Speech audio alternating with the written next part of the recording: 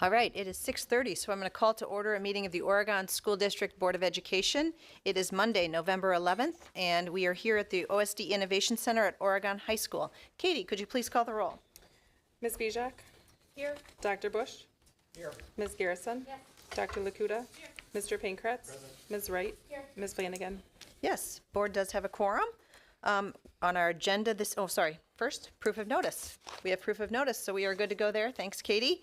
On our agenda tonight are 2 action items, and we have a couple other things to announce tonight, and we'll get to those in a minute. But I will entertain a motion to approve the agenda.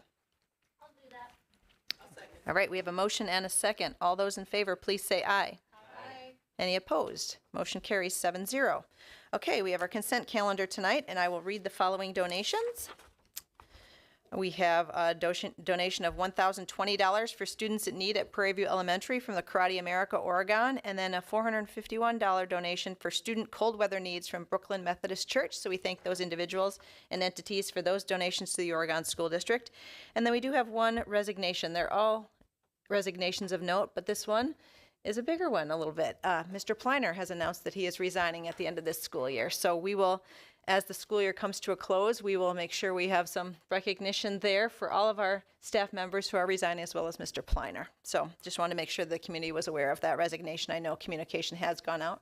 Sorry, retirement. I didn't mean resignation. Thank you for that catch. It's a retirement. Whew, everybody calm down. It's a retirement. Thanks, Troy, for that note. Okay, I will entertain a motion to approve the consent calendar. So moved. Is there a second? All right, we have a motion and a second. Katie, could you please call the roll? Mr. Pankratz? Yes. Dr. Lakuta? Yes. Ms. Bijak? Yes. Dr. Bush? Yes. Ms. Garrison? Yes. Ms. Wright? Yes. Ms. Flanagan? Yes, motion carries 7-0, and hopefully the Oregon Observer will get that correct when they don't quote me.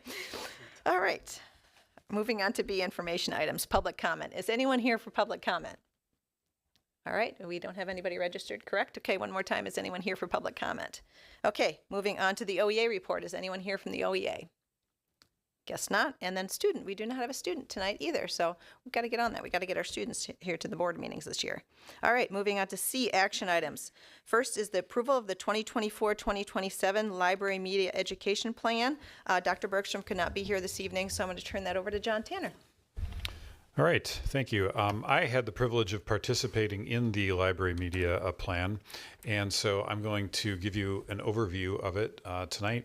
You have the full plan in printed form in your board packet, and there was a longer version of a slide explanation that was also provided to you in case you want it that way. I would also like to say thank you very much to Kevin May, who's in the audience tonight, who took the lead on developing and coordinating this plan. He's listed as the IT support admin and plan facilitator on these slides. And so if there are really in-depth questions, I can probably convince him to come up to the mic too. But hopefully you've had a chance to read it, and this is simply an overview for you just to highlight some of the things, because there was so much work that went into this from our library media specialists and from Kevin that I don't want to shortchange their work. I want to give a little bit of an overview. To start with, this is the reason we have this library media plan is, one, because research indicates that having good library resources and having a well-developed library plan actually helps increase student achievement. And there are lots of reasons for that, including access to a representative library that has really key literacy resources. The second reason that we provide this is also because it's required of the state. And so DPI requires us to have one of these long-range plan for library services every 3 years. And so this is the sort of every 3-year sort of statutory required approval. So the process that the plan went through is over a couple of years. The library curriculum at the elementary level was evaluated in the 22-23 school year, which really focused on correlating that with our new ELA curriculum that we adopted. And the reason that was mostly done at the elementary level is elementaries are where the librarians generally teach regular lessons to all the different classes. So that was a couple of years ago. This last year, we've been in the process of aligning our library media specialists with the needs of the schools for the last couple of years. And so this is the first school year when we've moved toward having one library media specialist in each building. Prior to this year, for I think at least a decade, we've had library media specialists who've been split across different buildings, which is difficult. The plan that we developed for this year, it was collaborative. The technology department typically is a big part of this with the library media specialists. Years and years ago, the state combined it from a separate technology and library plans into a combined library technology media education plan. And so it makes sense that Kevin from the IT department would help lead that process with the library media specialists, and I was involved as well. So we looked at the current status of the library media plan. We evaluated it compared to rubrics that we'll talk about in a minute.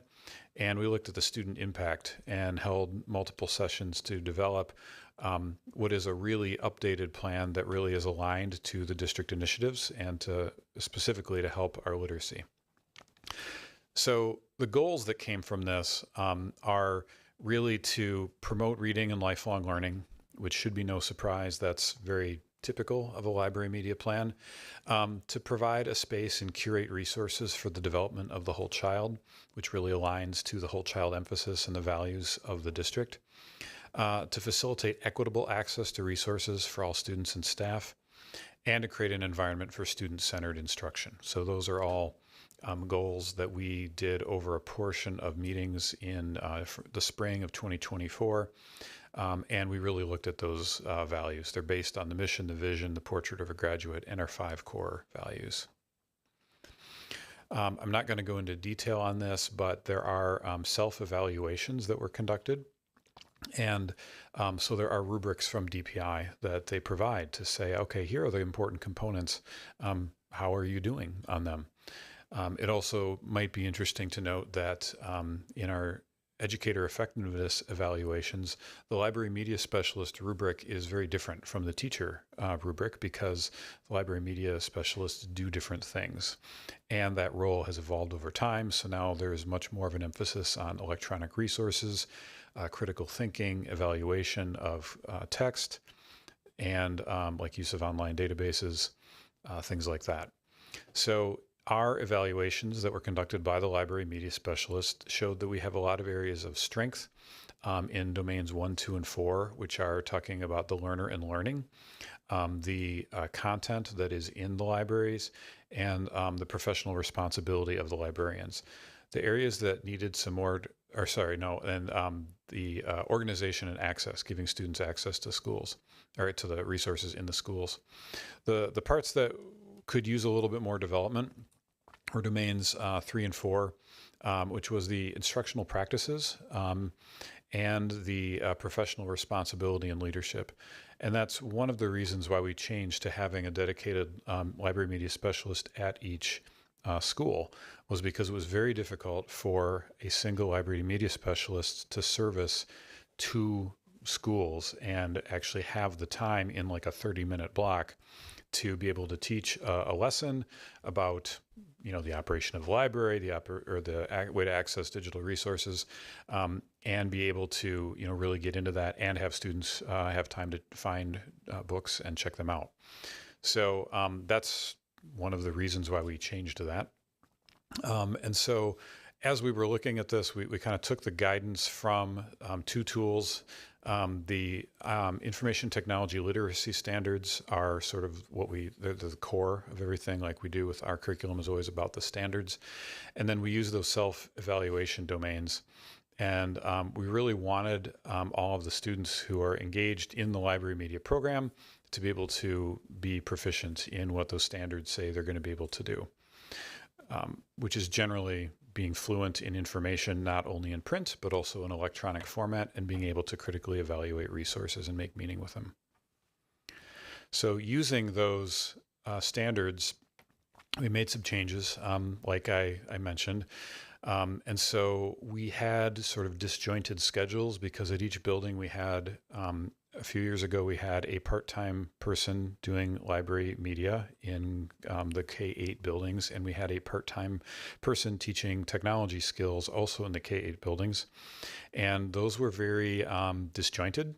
So in K-4, we had people sharing buildings, and that was really difficult. So what we've done is we integrated the technology and the library skills instruction, which reflects the model that DPI has used for a number of years. So we're basically aligning our practices with what DPI recommends. So we now have a dedicated library media specialist at each building to support both literacy and technology, and they generally have a longer period of time. So instead of 2 disjointed 30-minute periods, we have like a 60-minute period in our K-4 buildings. That allows that teacher to maybe spend the bulk of one time on library skills and the bulk of another time on technology skills. So they're a little bit more flexible with it. And just because of it's easier for the principals to schedule times when you're not juggling half-time people who aren't available for an entire day or an entire week because they have to be at another building. So that integration between the two is partly philosophical and partly practical, but it has benefits and advantages to both. So that was something that we put in place this year. So moving to what we're going to be doing for the next 3 years, we basically have a few ways to measure this. And one is simply to look at the literacy benchmarks that we have for each school and for each grade level at each school. And so that'll be sort of the objective measurement of student literacy as we work to support the ELA curriculum at the elementary levels. And the second one is the DPI self-evaluation tools that I already mentioned. So that'll happen regularly. The library media specialists annually take a look at their goals, and this is like what we do frequently in a lot of other areas. We look at the progress we've made toward the goals, the challenges we have, and what objectives we need to meet in order to fulfill the plan. Some of the data that we're going to be using are self-evaluations, feedback from people anecdotally, and that student achievement data that I mentioned. So we would like this to be approved now. This actually was done during the summer, and this is just sort of the first time it was convenient to put it on the agenda for approval.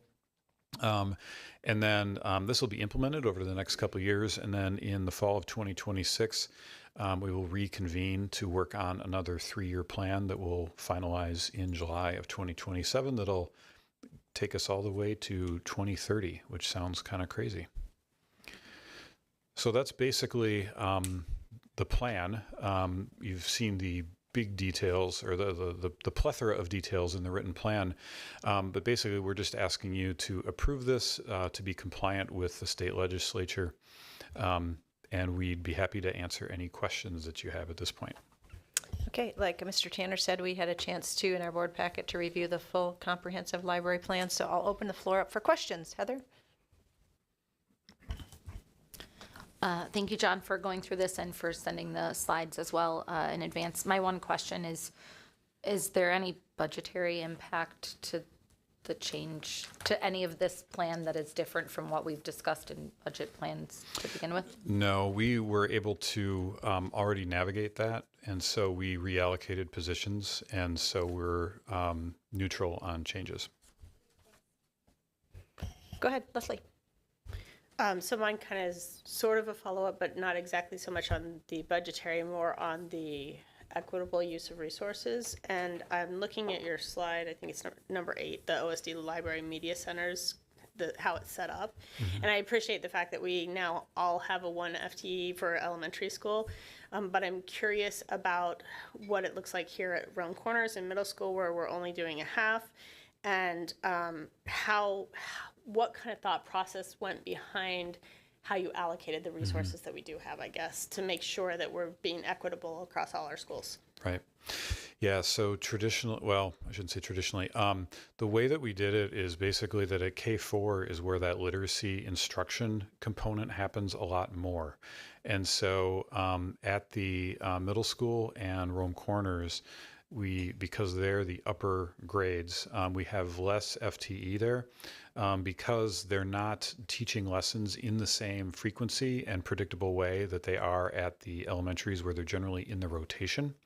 And so it's more of a on-call or a as-requested sort of format.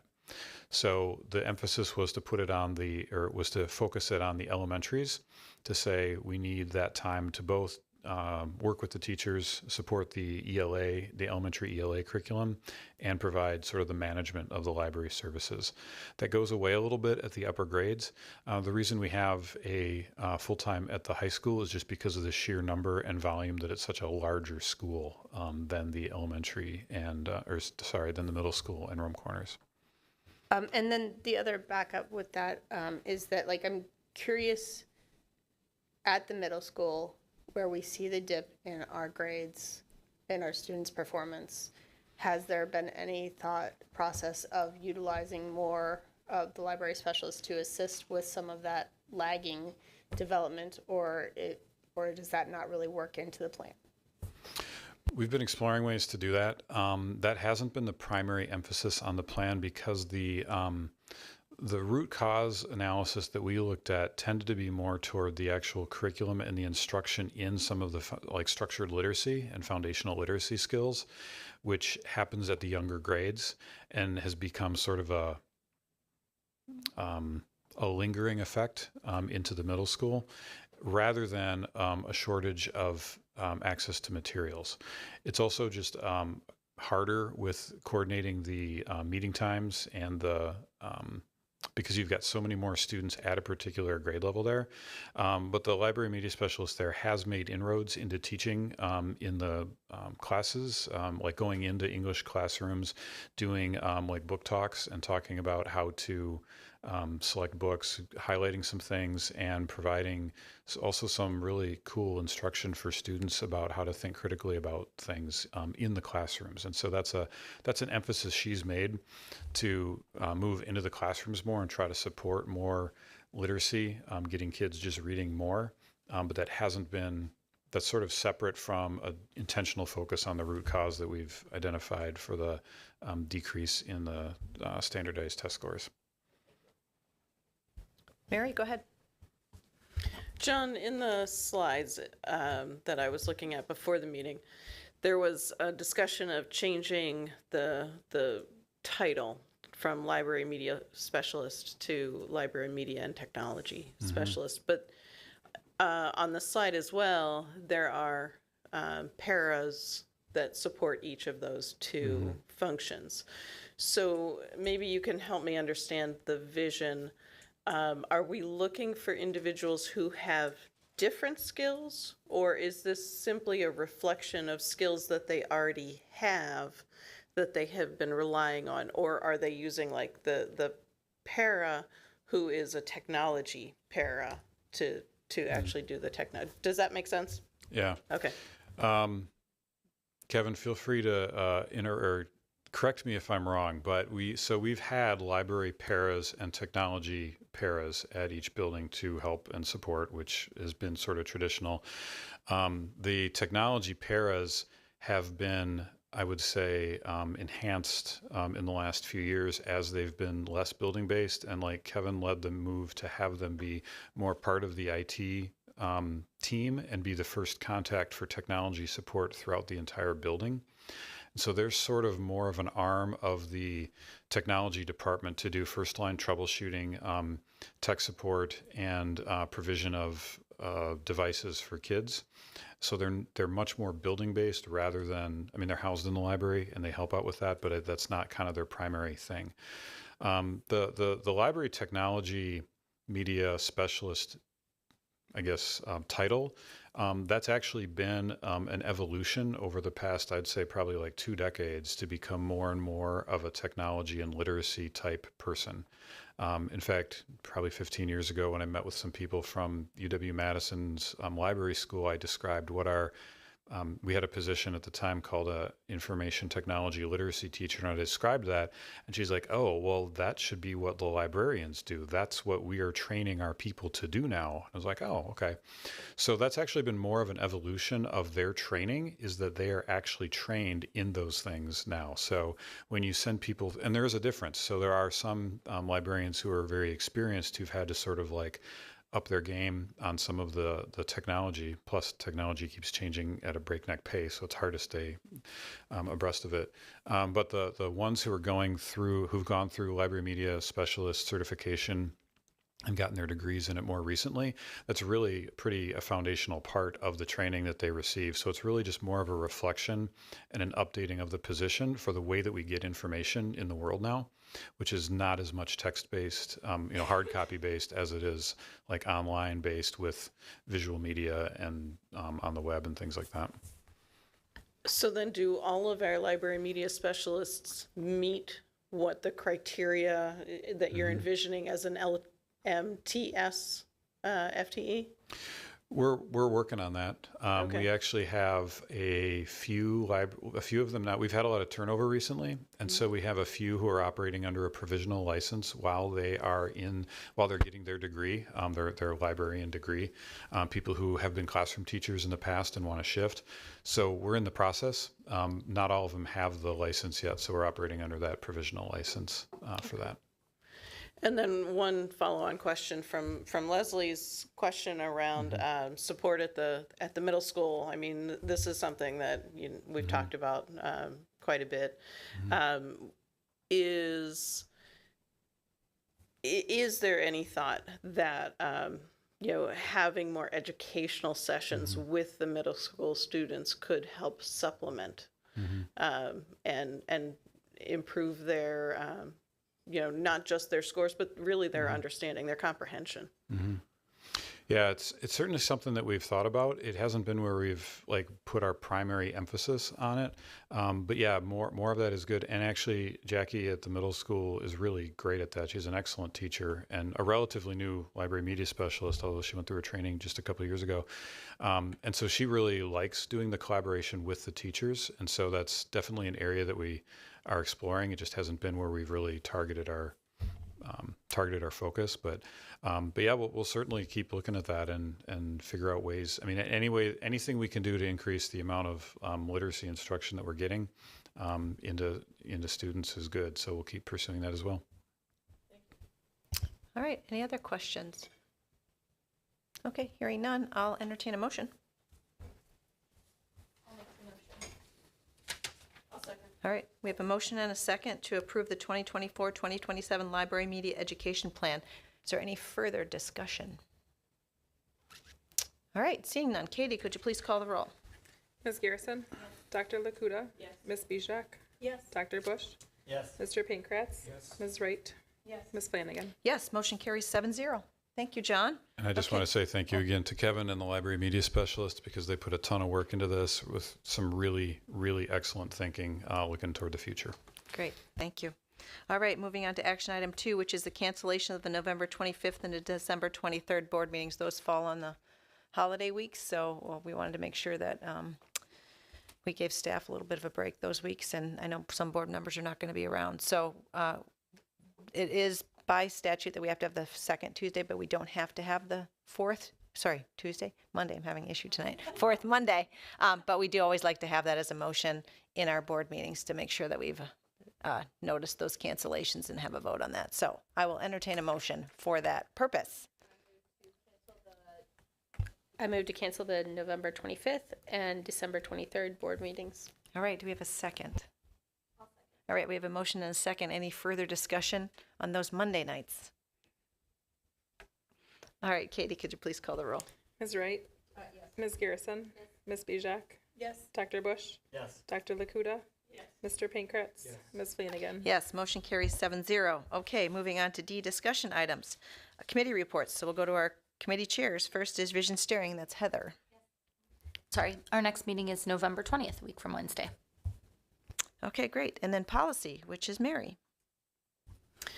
We actually just had a meeting right before this regular board meeting, and we were discussing a variety of different policies, and we are not ready to bring any of them to the full board at this point, but you should be seeing, yes, you should be seeing some in the not too distant future.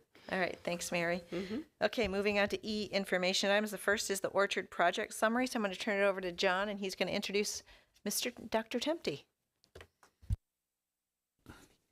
That's all right. So Dr. John Tempty is the leader of the Orchards Project, and I see Shari Barlow here as well, I think. We've got to recognize you too because she's been assisting on as the project manager, I believe, on this for like a long time, at least a decade. And so John's been a great resource with us. The Orchards Project has been excellent for a couple of reasons. One, it's been really interesting to get the data about our absenteeism and the ability to sort of predict when people are going to be absent. It's also been kind of nice to be recognized because they've written up lots of really cool reports for us. And I remember a meeting in, I think, February of 2020 when they actually brought somebody in from the CDC to talk about this new weird virus that was popping up and how orchards might gather data. That turned out to be a big deal. And also, Orchards has been extremely generous in providing funds to the schools in sort of compensation for our efforts, which we have used for a variety of really valuable things like covering lunch balances for students, meeting the needs of some underserved students in lots of different ways. Our principals have really appreciated that. And so, both for how great you've been to work with and for the financial support that Orchards has given us, we're really sort of disappointed that it's going away, but we're really thankful for the experience we've had. And so this is an opportunity, John, for you to kind of give us the overview of the project. Thank you very much, John. Can you hear me okay? Probably don't need the phone. Just in retrospect, the first time we came here, and I think Shari was here as well, was in November of 2013, so about 11 years ago, after we had gotten the grant to tell the school board about what we were planning to do. We had a subsequent visit here August 9th of 2021, but I'm not going to talk about that visit tonight. So my job tonight is just to try and give you a very informal 30,000-foot overview of our project here. And actually relating back to what John said about a visit in February of 2020 when our project officer, Amara Uzakainen, came from CDC. She specifically asked Leslie, do you have good material ready for online learning? And Leslie said, well, we're working on it. And Amara said, get it ready. You're going to need it. So a little advance warning there. So Orchards was funded in 2013, but we built on a project we'd been doing in Dane County around 5 family practice clinics going all the way back to the previous pandemic in 2009 called the Influenza Incident Surveillance Project. Orchards 1 was funded for 3 years. Due to delays through the Office of Management and Budget, we ended up with 4 years. But very shortly after, we started doing the cause-specific absenteeism monitoring here in the school district. Shortly after that, we started doing home visits for children. We'll talk a little bit more about that. And then we got involved with household. So not only recruiting children, but the rest of the household. And for every child we recruited approximately 3 other household members. And that's been going on since middle of 2015. Orchards 2 was funded. They liked what we did the first time around. The second grant was funded with more money. And it was an open competition, but the stipulation is only the Orchards team from University of Wisconsin can apply for this money. So that's a rarity with CDC grants, but we went for it.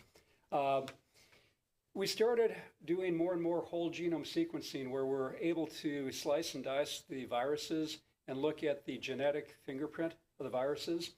And that came up a number of times later on.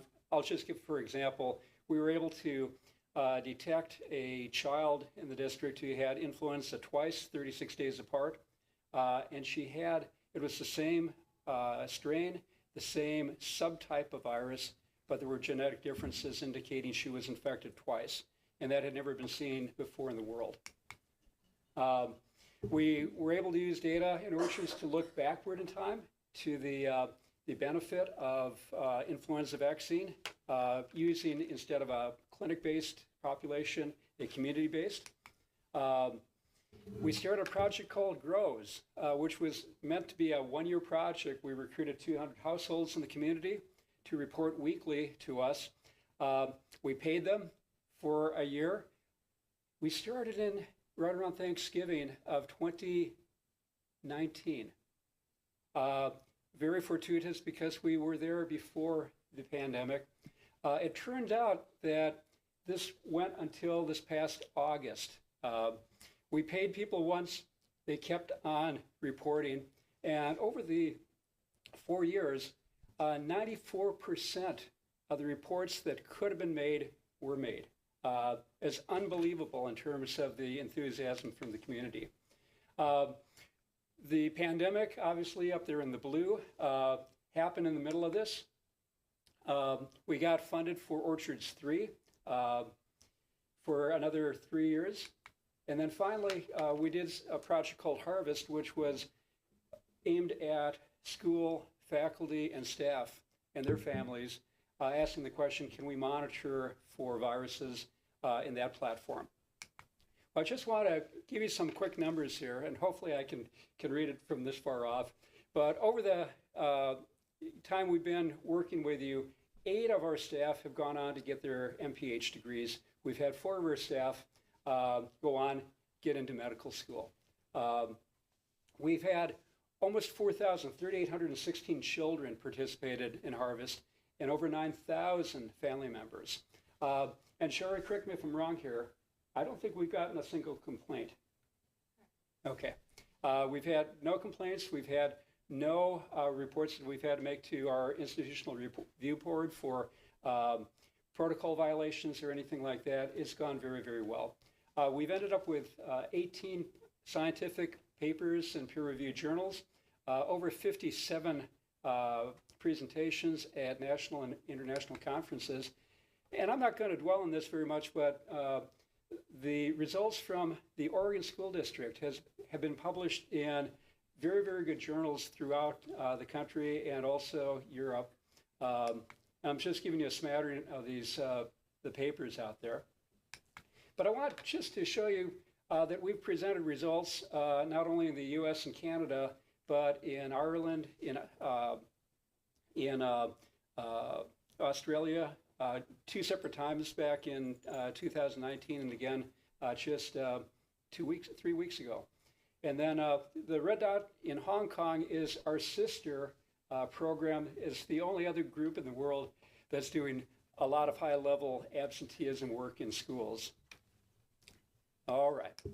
Our key findings, I just want to go through these really quickly. First of all, we can use case-specific absenteeism, specifically either absence because of illness or absence due to flu-like illness, as a good marker for influenza. It gives us an advance warning for influenza. Breaks in the school schedule have a very dramatic effect on transmission.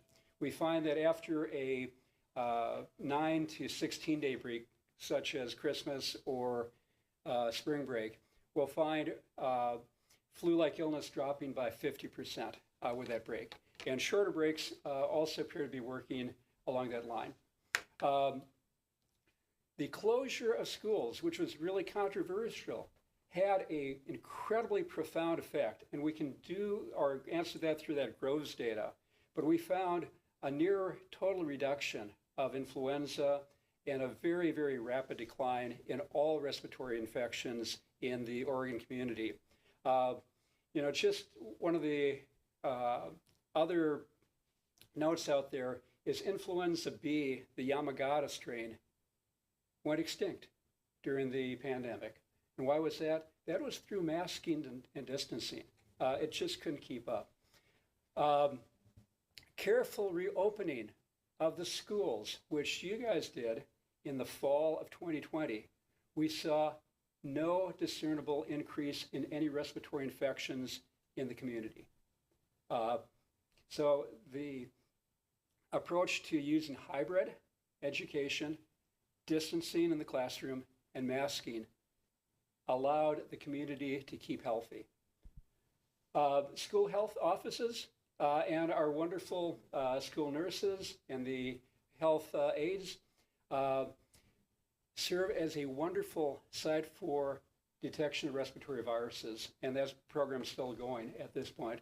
And then more recently, we paired up with some partners of ours, Dave and Shelby O'Connor, and demonstrated that air sampling can be used for early detection of influenza and SARS and RSV and virtually any other respiratory virus out there.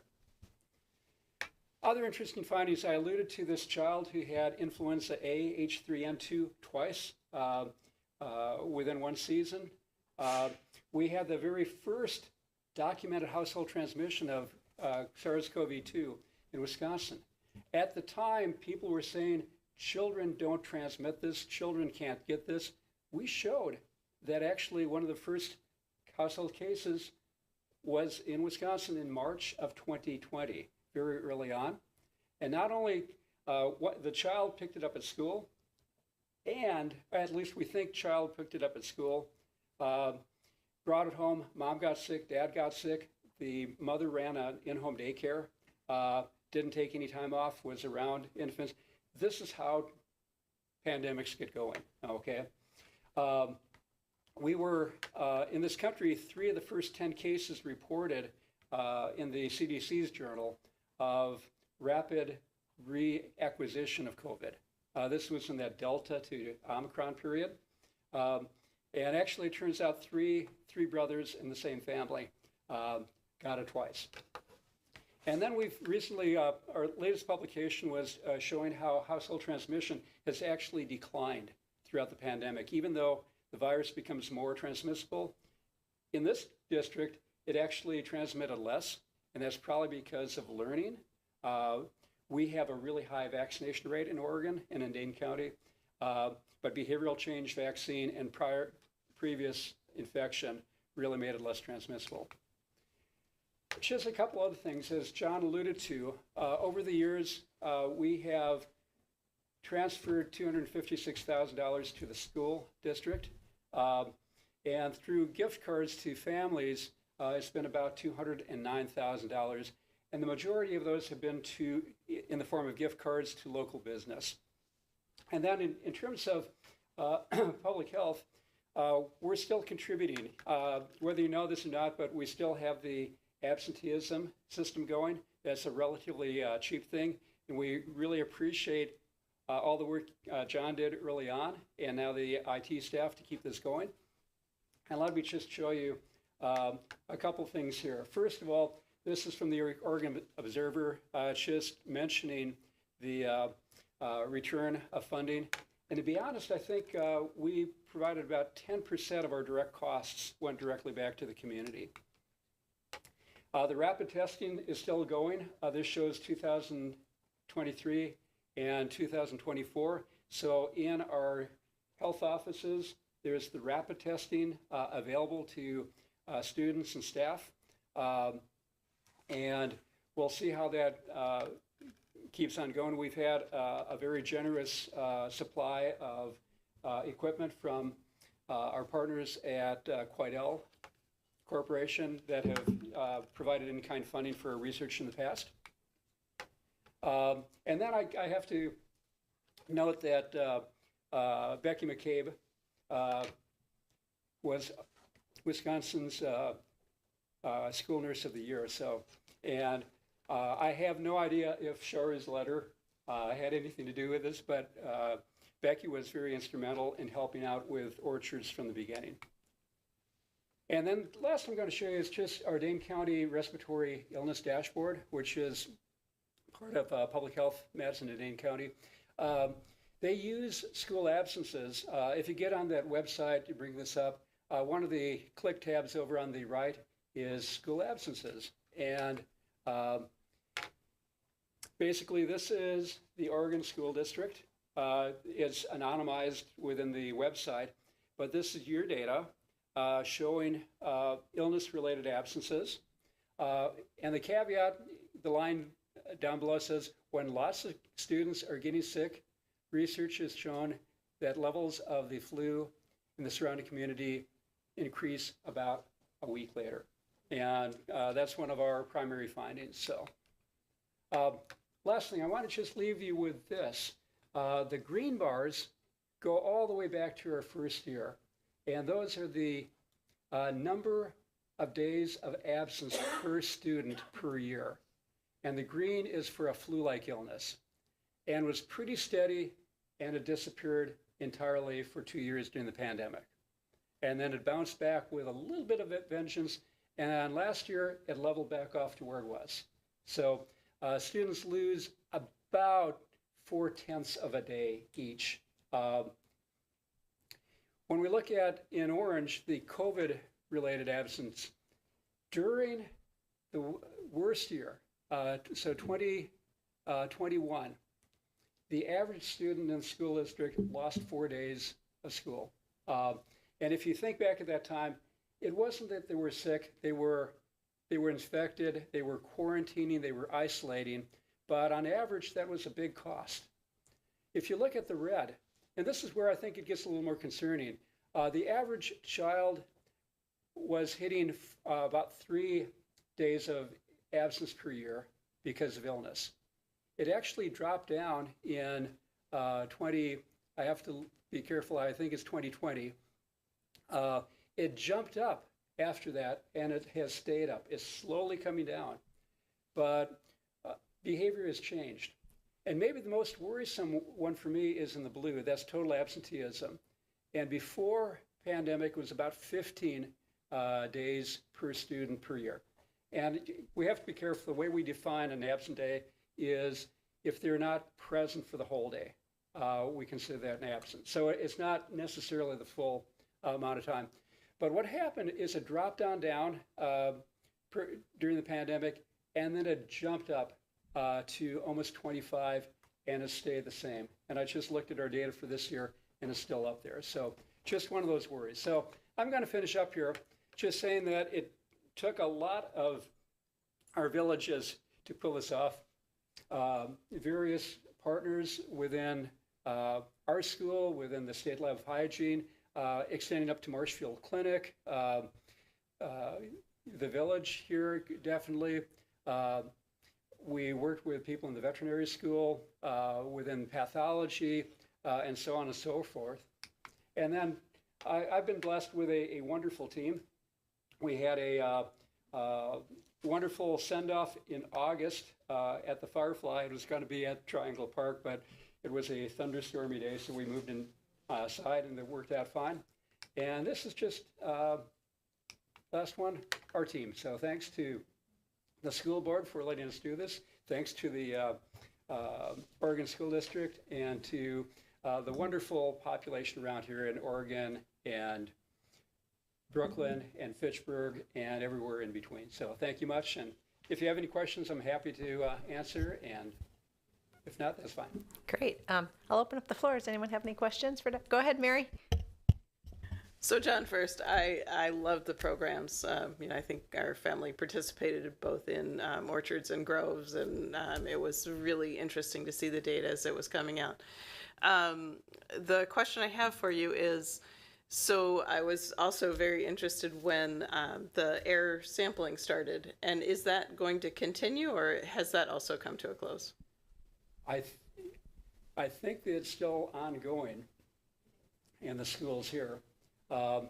That this is a program that we were able to show over about a year and a half period with data from our schools here, 7 schools, that the system worked very, very well for picking up influenza.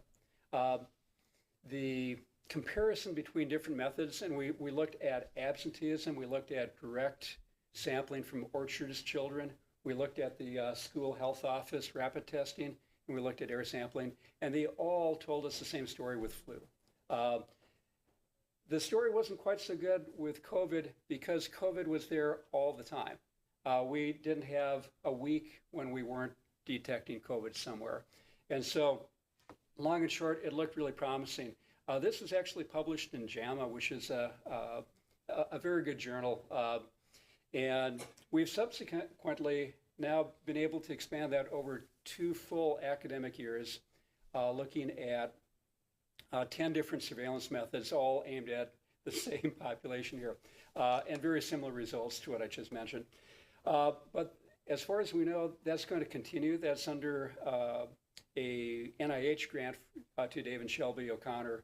But this is really showing promise for not only COVID, not only seasonal influenza, but this is a good technique that can pick up the H5N1 influenza, so the very, very scary avian influenza. It can pick up all sorts of other viruses of concern. So what's nice about it is it's a cheap, relatively cheap, non-invasive. We don't identify who's there. So the review boards and so on look at that as non-human subjects research. And so it's a very, very viable tool for schools, for nursing homes, for airports, and so on. Thank you, John. It's an amazing body of work, and I appreciate it. Any additional questions? Go ahead, Anna. Yeah, you mentioned that you're still able to provide rapid testing in our school health offices. Is that for influenza? Is it for COVID? Is it for both? How is that? What does that look like, and how is that working in the schools? And is it just going to run out when the supply runs out? Great questions, some of which I don't have an answer for. The easy question is that the tests are for influenza A and B and for SARS-CoV-2 and actually SARS-CoV-1. Okay, we haven't seen SARS-CoV-1. That was that first SARS that came out, in the early 2000s. But they're viable. The biggest issue is mergers, acquisitions, and retirements in big corporations. We had a wonderful relationship with a gentleman named John Tamarius, who is now in his late 70s and retired in the past year. The corporation is restructuring. It's been merged or acquired by another. We hit the sweet spot with somebody who was very committed to public health research, and we worked with them for a very long time. And so I think we have a supply for this coming year, and we'll have to see from there. What we've been doing is simply being the honest broker between them and the school. This is considered non-research because it's not a research project. It's simply providing the equipment here. We hope we can continue that relationship with the company because this is a really good test situation for them, but we'll see. Any other questions? Go ahead, Caleb.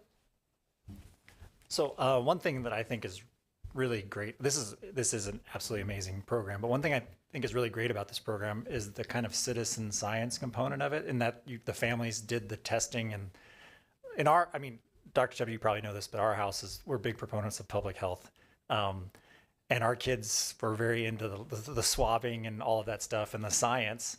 But I was curious if even anecdotally, I don't know if our household is a common household in that that's what Liz does, is public health.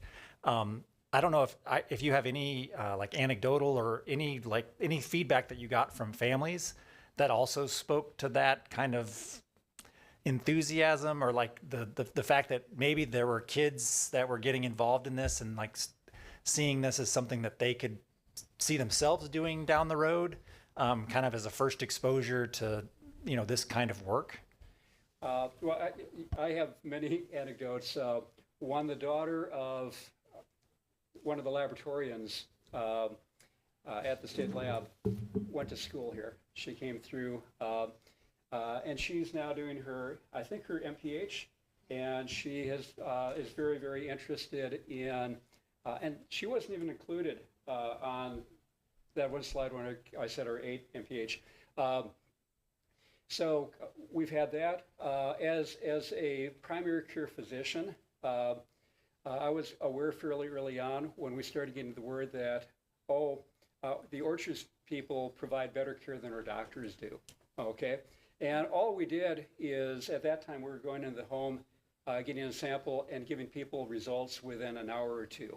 And that was considered really good care, which is an indictment on what I do with the rest of my time. Another way to answer that is if we look at, I showed you that we had over 9,000 family members. And if we look at the total number of swabs we could have collected, and keep in mind that most of these were self-done, I think we hit 98% of the swabs that could have been collected were collected. And that's almost unheard of. So it shows kind of that enthusiasm. And then over time, we I think, did a little teaching in Peter Critch's biotechnology class. We've done things like that. But by and large, I think we've had really good response from families and who've shown through their willingness to participate. And I have to give a shout out to Shari and the rest of our team that were really the face of Orchards, getting out, interacting. Our staff would make home visits and would know the names of the dogs by heart, and so on. And those are things that, again, I just look at the involvement of the community as really the testament to what we were doing. Go ahead, Gina. Yes, and I just wanted to say thank you too on behalf of our staff, because you would always take my call in September about when to time our flu shot to be most effective for our staff, and then also helping, coming into the home and letting students know what virus they would have, if any, and then that would really help our staff too know how to address that and get back to work. And so just want to thank you as a mom and as an HR director for keeping our staff and our students healthy. And I really think decreasing our absenteeism all the way around with that quick diagnoses, not having to leave the home, and helping people get better quickly and take care of themselves. So thank you. Yeah, I would echo that too, Dr. Tempting. I've been on the board for 9 years, and we've had conversations and had you here, and just in terms of it being a really treasured community member and your team. And I think looking from a board policy perspective, changing our calendar so we've had more teacher in service or breaks during the school year. That was a direct result of feedback and advice that you have given the school board in terms of how to schedule, make structures help kids be healthier. I think the other thing, we were a gross family too, but really, COVID was a very difficult time for us as a school board as well, and having your science and your expertise to lean on when things were being questioned. I'm just being honest that we felt like the science told us what to do, and having you as a community member was really valuable, because that was not easy for us and it wasn't easy for anyone. But I think your data says that we made some of the right decisions to keep our kids and our families healthier. And so, I won't ever doubt that decision, because I think we've seen that we did not have big disruptions as a school district. We kept kids in class. We did things that helped our kids learn, where other schools maybe had to take more time off after the fact. So I think as a school board, I'm very thankful to you in terms of having you here in this community as a resource, but also for our families, and knowing that health is a really interesting and science is really a good field, and people can be advocates for their own health by being involved in an easy way. So thank you very much. You've been a very valuable resource and a treasure for this community for a long time. So thank you. And again, thanks to the district. This has been a wonderful time, I think, for all of us. And as we've noticed, it's been really hard looking at this fall without doing what we've been doing. So, but again, thanks. Thank you so much. Okay. Moving on to visioning and strategic planning, teaching and learning update, and superintendent's report. So I'll turn that back over to John. All right. So this is a little bit awkward because we kind of did our teaching and learning already with the library media plan, but it's always good to look at the strategic planning framework, because it's the basis for everything we do. And it's nice actually to be able to slot the library media plan in here, because we're looking at some of the things that we're doing with our annual goals and our action plans. So we've got our 3-year plan there. It's aligned with some of the district's strategic priorities. Priority 1, academic growth and readiness, for sure. Being able to enhance the educational setting, libraries, and finding oneself in a book and exploring other worlds and other nonfiction areas through books is something I've always enjoyed. And so I love that our libraries are continuing to do that, to provide things for all students. And really, our goals, increased academic achievement is one that I'm very focused on, and we are all very focused on. And so that's really where our teaching and learning aligns to. And so that really is the teaching and learning update, is to looking at our library media specialists, because those are, teachers who see every kid in the building and get to know the students. They know what they like. They can recommend and really hook students into things that they like, which is really valuable. If you enjoy what you're doing, you do it more often. So we like them to be able to know students. And I've just been really impressed as I've learned more about the library media program and the knowledge that it requires to do all sorts of things like analyzing a collection and weeding and making sure you're current. It's been really eye-opening for me. So that's basically the teaching and learning update, which brings us to the superintendent report, which is not me, but I'm doing it tonight. So I'm not a superintendent, but I play one tonight on TV. So But first, I want to say that acknowledge that today is Veterans Day. I said thank you to a few veterans that I know today, and students across the school district engaged in some learning activities to learn about the importance and the history of Veterans Day and the service that they've given to us. So as an educational institution, obviously teaching about the history and the significance of this day is one of the best ways to show and honor our veterans. And so what you're seeing on the screen is just one example. It's a project that students from Mrs. Lynch's class at Brooklyn did. They wrote cards to veterans. And so these are some thank yous to them for their service and some inspirational and patriotic messages, which is just really cool. So this is just one example of the activities that took place today on Veterans Day. And so we want to echo the sentiments of the students here and thank all the veterans in our community, in our schools, our staff members, and our neighbors and friends for their service and their sacrifice. Last week, we had a great professional development day with staff throughout the district taking time for learning and collaboration. I was able to visit Brooklyn and watch theirs, and it was outstanding. It was really cool. And every school did it differently. Every site finds a way to have fun doing it. In the top right there, that was at Brooklyn. There was a carved watermelon lantern, I think it might be. So it was a watermelon carved like a pumpkin, and it was great.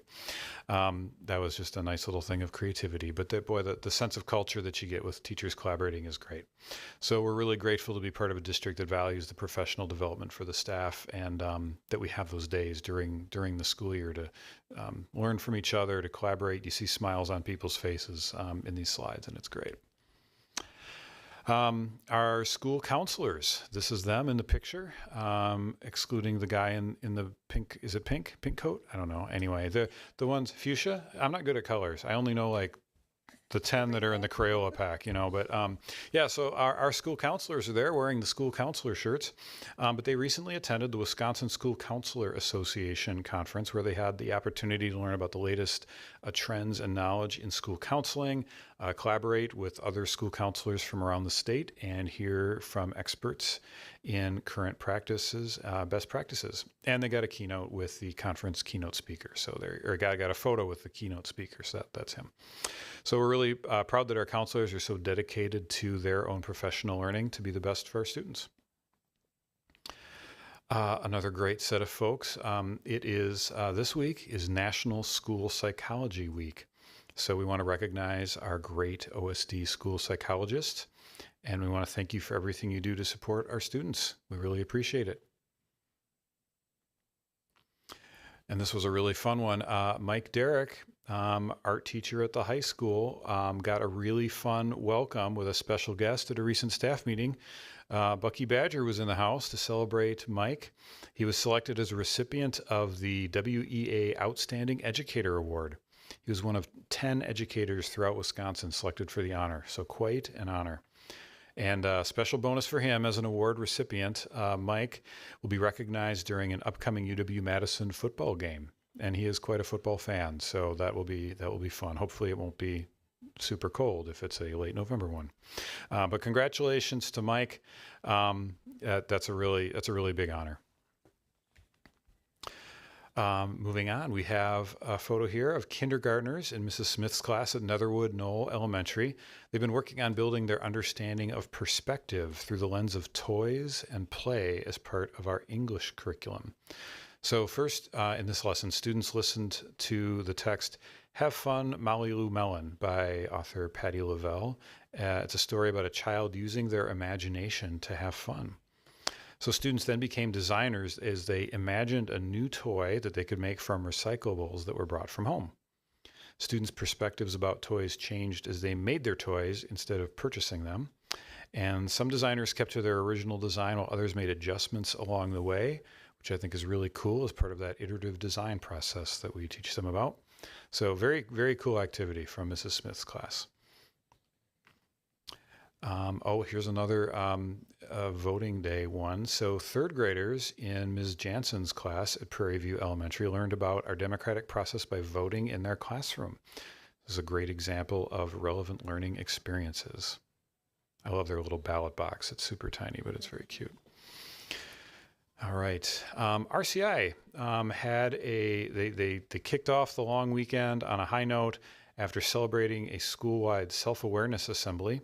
They began by recalling the important learning of self-awareness that they've done so far this year, and they participated in some fun team games. And a special thanks to the All-Star Staff Band who provided uplifting music for the event. I didn't get to see this one, but I've attended some in the past, and they really get into it. It is fun to watch. And we're thrilled to announce we have 2 talented OMS band students who have been selected to participate in the prestigious UW-Milwaukee Middle School Honors Band Festival. The students were nominated and will have the incredible opportunity to learn from Ms. Catherine Ripley of Kenosha and Dr. Stacy Larson-Dolan from Illinois. And they will join other dedicated young musicians for a weekend of intensive rehearsals this coming weekend, November 15th through 17th, with a final performance to showcase their hard work and new skills on November 17th. So congratulations to you. Your work is inspiring, and we can't wait to hear you. Oh, and another long-term tradition, the OMS Leaf Raking Community Service Project. Thankfully, it was a gorgeous day. It got moved because the original date was rained out, and that would not have been fun or comfortable. So it turned out to be a gorgeous day on the rain date last week for the annual 8th grade Leaf Raking Community Service Project. And so you can see the neighborhoods around Oregon Middle School now have great, neat piles along the curbs, thanks to our 8th grade students who were determined to make the largest piles of leaves possible. I'm sure there was some jumping in leaf piles. And our educators, our teachers were in on the action as well, and they're responsible for making this happen. So thank you to all of their flexibility and cooperation for that. And, what a great way for students to practice teamwork, get some exercise, enjoy some fresh air, and have a little fun while performing a service for the community. We're really proud of our 8th graders. And special thanks to Jason Sims for organizing this year's event. So that's not easy, organizing that amount of kids. All right, congratulations to our Oregon students who participated in the Wisconsin School Music Association State Honors Project. Performances were held in conjunction with the Wisconsin Music Educators Association Festival at the Overture Center and Verona Area High School in late October. There were participants at both the middle and high school level.